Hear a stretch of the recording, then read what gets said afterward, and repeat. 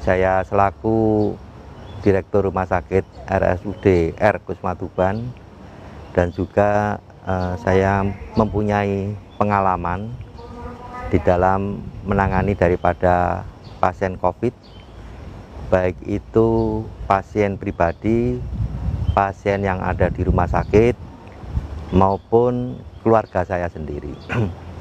Jadi yang pertama yang harus kami jelaskan bahwa COVID-19 ini adalah bukan penyakit aib, bukan penyakit kutukan, tetapi memang coronavirus ini ada, dan barangnya itu ada, cara penularannya sudah diketahui, cara pencegahan sudah diketahui, juga pengobatan sekarang ini adalah sudah juga diketahui.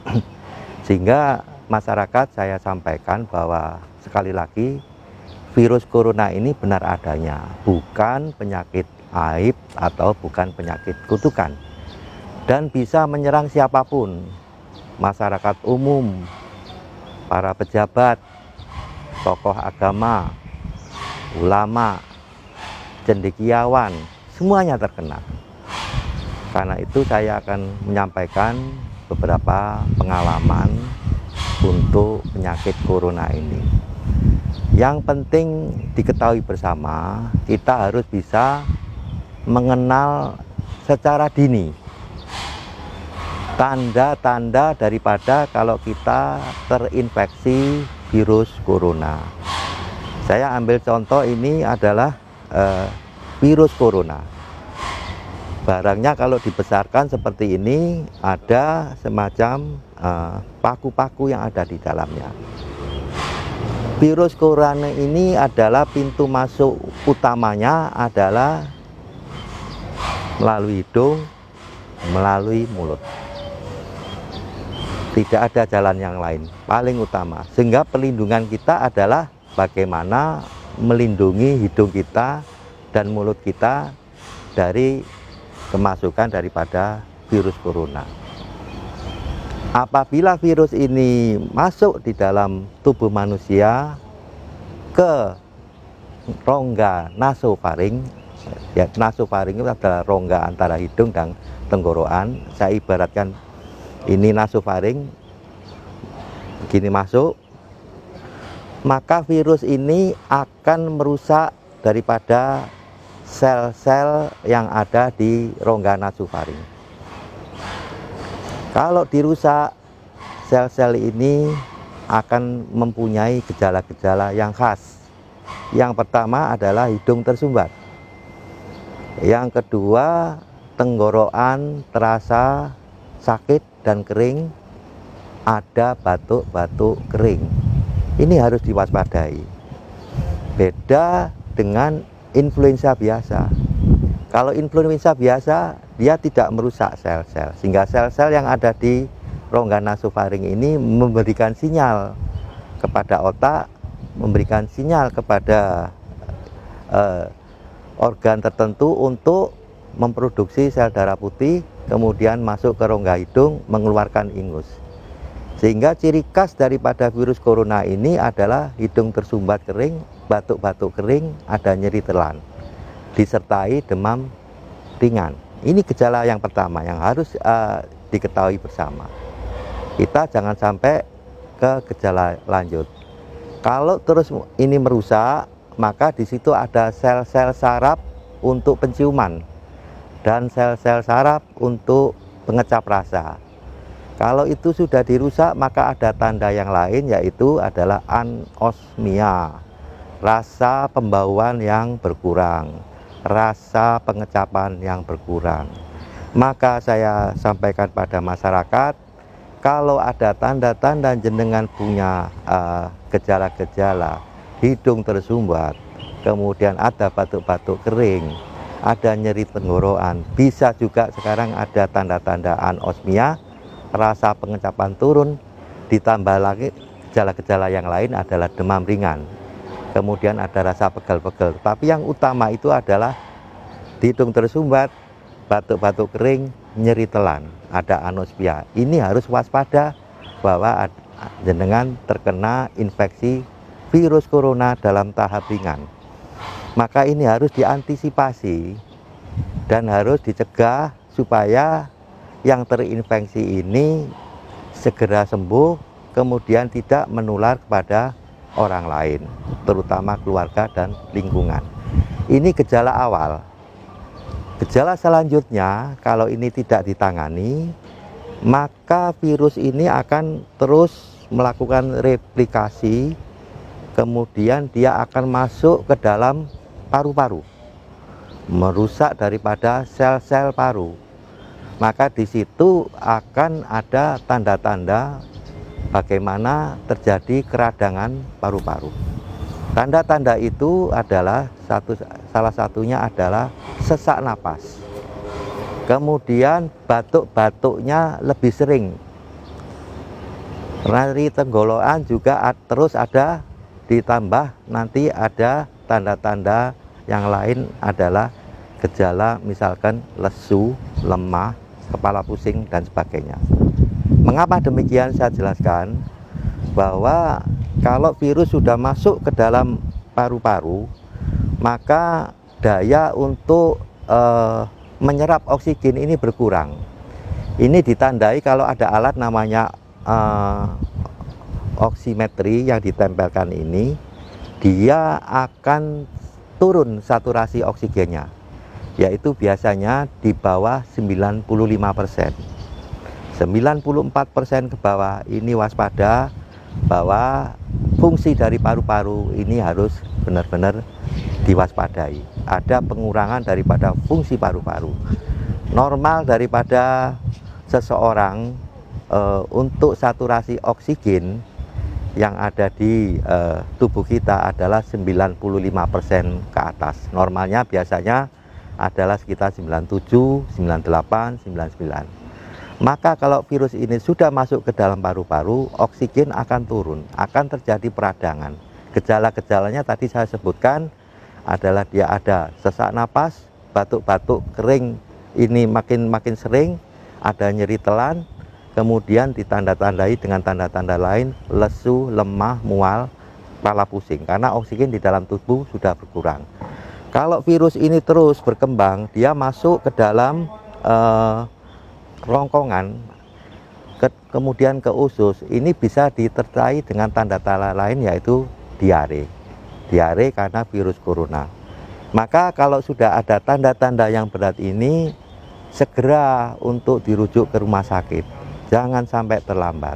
Ini adalah gejala yang khas yang seseorang terinfeksi daripada virus. Masyarakat sampai saat ini masih kadang-kadang ragu, saya ini terinfeksi virus atau bukan. Maka dengan pengalaman saya yang saya sebutkan tadi, menangani pasien pribadi, kemudian melihat pasien-pasien yang ada di rumah sakit, termasuk keluarga saya sendiri, saya hampir pasti kalau muncul tanda-tanda seperti ini, hampir pasti 90% terinfeksi corona. Segera berobat. Kemudian bagaimana cara mengobati untuk pasien terinfeksi? Kita bisa mengobati diri sendiri apabila kita masih terinfeksi oleh virus corona dengan gejala-gejala yang ringan atau gejala sedang yang saya tadi sebutkan, yaitu adalah pertama hidung tersumbat, kemudian ada nyeri telan, kemudian ada batuk-batuk ringan, ada demam ringan. Ini segera kita obati sendiri. Apa obatnya? Satu, bahwa virus ini akan mati oleh yang namanya antibodi.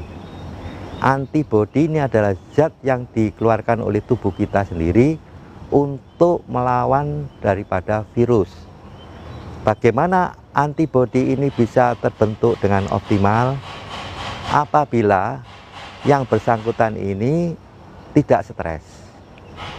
Kalau stres, maka produksi daripada antibodinya tidak optimal.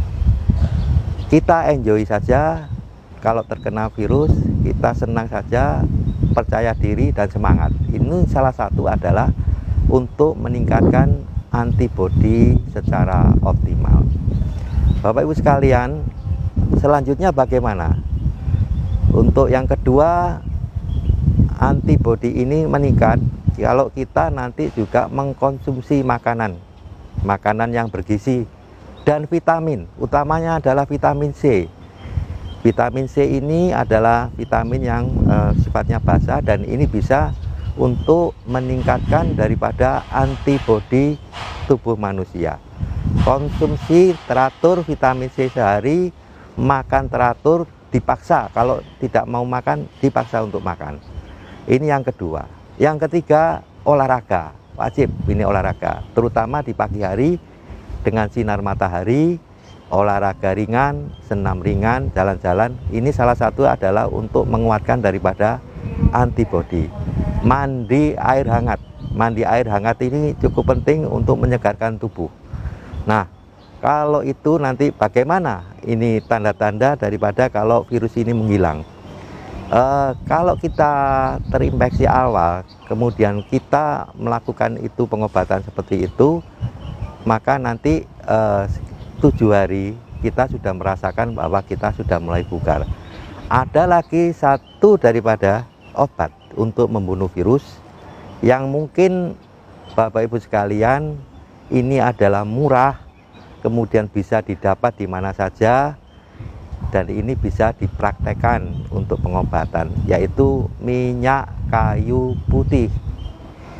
Minyak kayu putih. Jadi virus ini mati kalau di kita dia terkena sabun, dia terkena alkohol, dia terkena perhidrol, dia terkena betadin, dia terkena minyak kayu putih.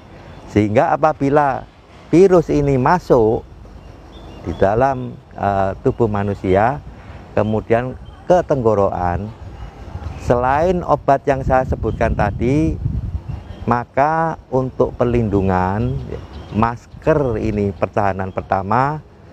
Kalau masker ini masih tembus, mohon maaf, masker ini hanya bisa menyaring 80% dan harus diganti minimal 6 jam, jangan lebih. Kalau lebih 6 jam ini virus mudah menerobos, sehingga masker ini harus tiap 6 jam diganti. Kalau pakai masker seperti ini 20%, virus masih bisa masuk ke tenggorokan. Maka alternatif kedua untuk mematikan virus yang ada di tenggorokan atau rongga nasofaring, kita tetesi masker ini 5 tetes tiap 5 jam, minyak kayu putih, kemudian kita hirup. Maka daripada udara yang ada minyak kayu putihnya terhidup ini masuk ke rongga nasofaring, di situ dia akan membunuh. Apakah itu cukup? Belum. Kita menyediakan setiap hari 3 gelas ukuran kecil, beri air hangat, beri 9 tetes minyak kayu putih, kemudian diminum. Tetapi minumnya adalah tidak langsung diminum, dilakukan untuk kumur-kumur. Tujuannya adalah apa? Untuk membersihkan virus yang ada di tenggorokan. Kemudian ditelan sedikit-sedikit sampai habis. Lakukan minum sehari 3 gelas kecil air hangat 9 tetes pagi, siang, dan sore. Insya Allah dengan obat-obat ini jenengan bisa terhindar daripada infeksi virus dengan gejala berat. Dan juga kalau sudah ada tanda-tanda yang seperti ini, mohon nanti kalau di rumah, kalau isolasi mandiri, tetap memakai masker, jangan sampai dilepas masker. Kelemahan kita memakai masker adalah di rumah dilepas, kemudian kita berbicara satu sama lain dengan bergerombol dilepas, makan bersama dengan kontak erat, jarak satu sama yang lain tidak sangat minimal di bawah 2 meter dilepas. Ini bisa masuk. Itu saya ingatkan, kalau ada tanda-tanda seperti itu di rumah isolasi mandiri, kemudian pakai masker, keluarganya juga pakai masker ya. Kalau sudah biasa masker tidak akan ada rasa sesak sama sekali, kecuali tidur, dan harus terpisah daripada keluarga yang lain, terpisah kamarnya, terpisah untuk alat-alat daripada makan, terpisah daripada untuk tempat mandi, terpisah daripada untuk tempat istirahat. Jadi itu yang dilakukan kalau itu ada dengan terkena gejala infeksi virus ringan. Kalau sudah berat harus dirujuk di rumah sakit. Jadi intinya saya tekankan lagi, untuk pencegahan daripada terkena virus, satu, kita harus tertib protokol kesehatan 3M ya. Masker, kemudian mencuci tangan dan menjaga jarak. Masker ini jangan hanya sekedar masker. Masker ini setiap 6 jam harus dilepas. Masker ini masih tembus 20%, masih tembus virus. Maka harus dijaga, ditetesi minyak kayu putih setiap 5 jam. Kemudian yang kedua tadi menjaga jarak, dan jangan lupa selalu cuci tangan pakai sabun. Kemudian kalau kita di kerumunan, jangan sampai kita berbicara satu sama yang lain untuk nanti melepas masker. Ini adalah cara penularan virus, dengan kita kelengahan sedikit pun dia bisa masuk. Contohnya sudah banyak, sehingga kita harus benar-benar disiplin di dalam protokol kesehatan. Saya kira itu yang bisa saya sampaikan. Semoga apa yang saya sampaikan ini bisa bermanfaat khususnya bagi masyarakat Tuban, dan saya berharap virus corona yang ada di Kabupaten Tuban bisa menurun dan masyarakat Tuban bisa sehat dan bisa beraktivitas sedia kala. Sekian, terima kasih. Assalamualaikum warahmatullahi wabarakatuh.